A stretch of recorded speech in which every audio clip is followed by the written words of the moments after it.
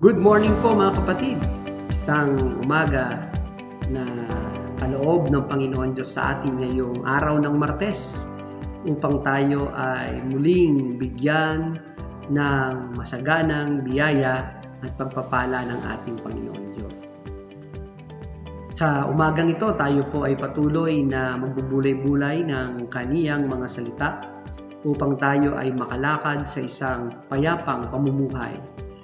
Ito ay sa pamagitan ng ating online morning devotion, ang ating Grab Food for the Soul, our daily dose for the nourishment of our soul. Ang pamagat po ng ating pagbubulay-bulay sa umagang ito ay part 1 po ng Facing the Giants, part 1. At bukas, Wednesday morning, ating tatalakayin yung part 2. Ang ating pong batayan talata ngayon ay babasa natin sa 1 Samuel chapter 17 verse 45. Sumagot si David, "Ang dala mo'y tabak, sibat at pantusok, ngunit lalabanan kita sa pangalan ni Yahweh, ang makapangyarihan Diyos ng Israel na iyong hinahamak." Salamat at purihin natin ang Panginoon Diyos sa ating pagbasa at pagkarinig ng kaniyang mga banal na salita. Very familiar tayo sa kasaysayan ni David, lalo na nang harapin niya ang higanteng si Goliath.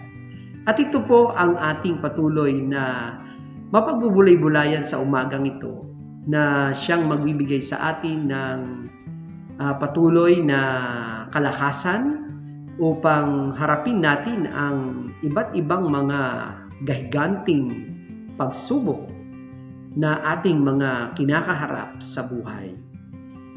Ang wika nga po, bakit ba kahit ang mga mananampalataya na naglilingkod sa Panginoon Diyos ay dumaranas pa rin ng mga pagsubok at pagdurusa? Ang sagot po ng ilang mga naitala sa isang libro na ating binabasa, ang wika po ay ang sagot ng isang Hindu. Ang pagdurusa ay bunga ng nagawang kasalanan sa unang buhay. Kaya't hindi dapat pagalingin na ang isang may sakit, sapagkat ito'y paghadlang sa tinatawag na karma. Ang sagot ng isang Hudyo, ang pagdurusa ay bunga ng kasalanan. Ang may sakit ay may sakit dahil sa kasalanang nagawa niya o ng kanyang mga magulang.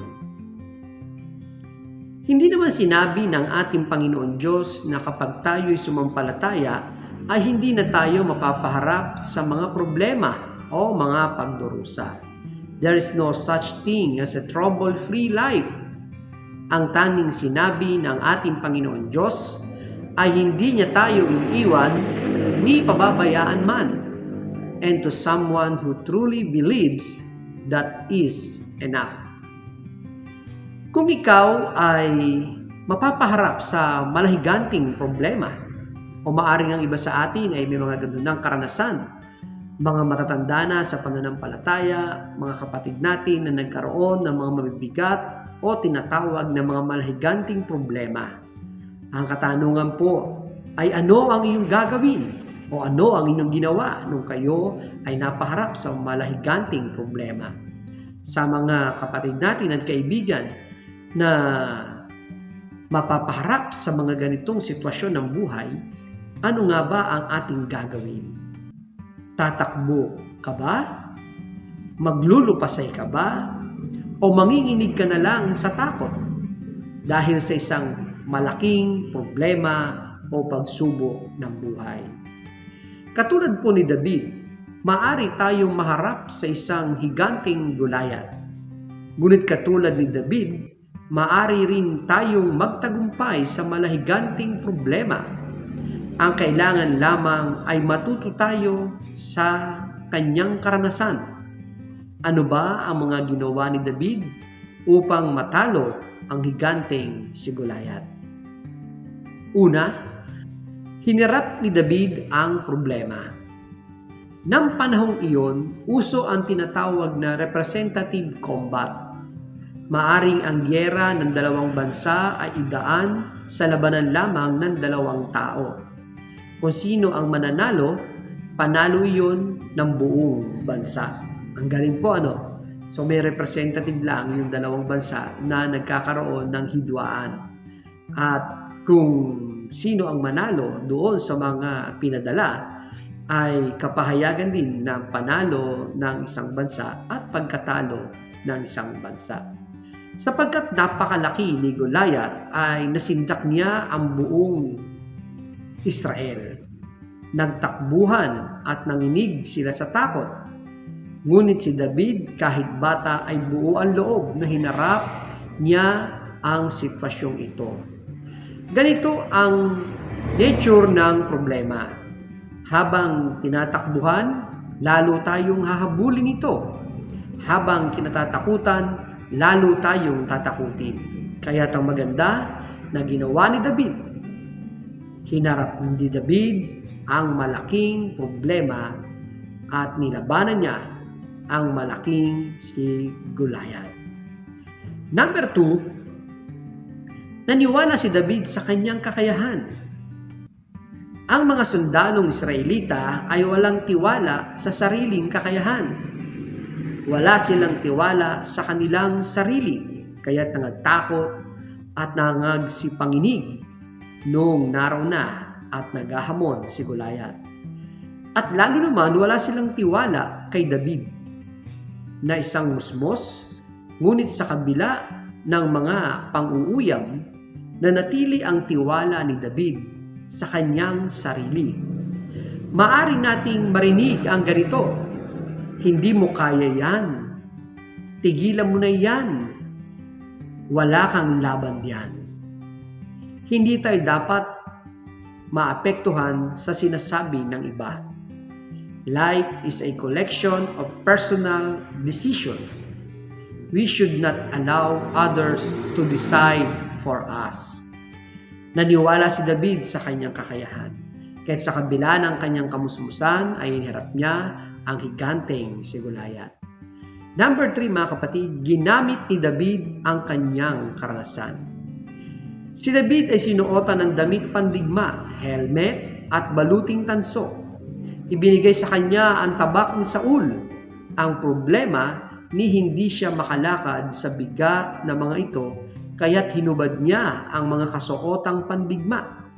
Sabi niya sanay siya sa pakikipaglaban sa mga leyon at oso na walang baluti.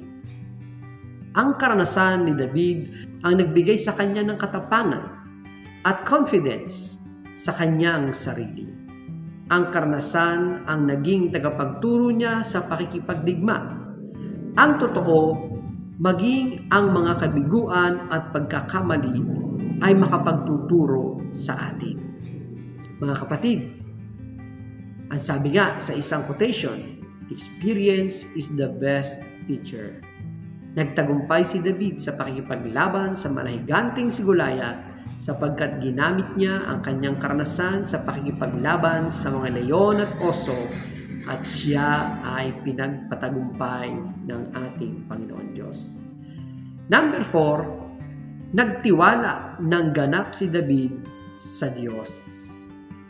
Si Goliath ay higante at armadong-armado. Si David, sabi nga ni Haring Saul, ay may gatas pa sa nguso. At ang tanging armas ay tirador at 5 bato. Sa kabila nito, buong tapang na hinarap ni David si Goliath, hindi lamang dahil may tiwala sa kanyang kakayahan, hindi lamang dahil marami na siyang karanasan sa pakikipaglaban sa mabangis na hayop, kundi higit sa lahat ay ganap ang pagtitiwala sa Panginoon Diyos. Dahil sa kanyang pananampalataya at pagtitiwala sa Panginoon, hinarap ni David si Goliath, hindi siya pasubo lang o may nagtulak sa kanya. Ang pagharap kay Goliath ay sariling desisyon sapagkat iyon ay pasya ng pananampalataya. Lagi po nating tandaan mga kapatid, God plus 1 is always a majority. Sabi nga ni Apostol Pablo sa Romans 8:31b, kung ang Diyos ay kakampi natin, sino ang laban sa atin? Ang pananampalataya at katapangan ay tulad ng saranggola. Lalo itong tumataas, tumatayo kapag umaharap sa salungat ng hangin. Facing the giants. Ang dami nating mga pinagdaanan sa ating mga buhay. At marami pa tayong tatahakin sa buhay na ito. Ngunit patuloy tayong magtiwala sa ating Panginoon Diyos. Patuloy nating gamitin ang mga karanasan ng ating buhay at kilalanin natin ang ating sariling kakayahan na lakas na nagmumula sa Panginoon. Harapin natin ang anumang mga problema o hamon ng buhay sapagkat ang Panginoon Diyos ay kasama natin. Tayo po ay manalangin. Salamat po Panginoon sa iyong mga salita na aming napagbulay-bulayan sa umagang ito. Dalangin ko po Panginoon ang aking mga kapatid na papasok muli sa kanilang trabaho at paaralan ang aming mga mag-aaral simula sa bata hanggang sa mga kolehiyo. Ang karunungan, pag-iingat, kalakasan ay maranasan ng aming mga kapatid na nagsisipagtrabaho at mga mag-aaral. Ganon din ang aming mga kapatid na nasa ibang bansa na nagsisikap sa kanilang mga kabuhayan. Panginoon, na dakilang manggagamot, ang aming patuloy na dalangin, ang kagalingan, kalakasan ay maranasan ng aking mga kapatid na ngayon ay may mga karamdaman. Salamat po Panginoon sa pribilehiyo ng panalangin sa umagang ito at aming paglilingkod. Sa pangalan ni Jesus, Amen. Papuri at pasasalamat sa ating Panginoon. Salamat po sa inyong pagsama sa ating pagbubulay-bulay ng kanyang mga salita. A friendly reminder po, be Christ-like in your workplace today, mayo at maglingkod.